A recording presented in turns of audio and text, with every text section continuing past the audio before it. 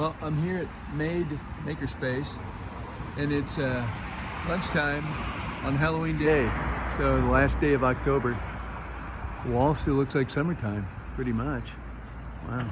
Still got some bloom, and if it warms up a little bit so the bees can fly, I'm sure the honeybees will be on this thing. Wow.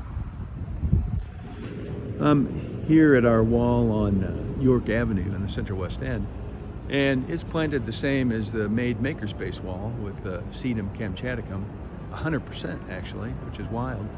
And here it is, October 30th. It's Halloween, and this thing looks like summertime. And I'm sure the people at the AC Hotel here in the Central West End are enjoying the view as opposed to that parking garage. Looks great.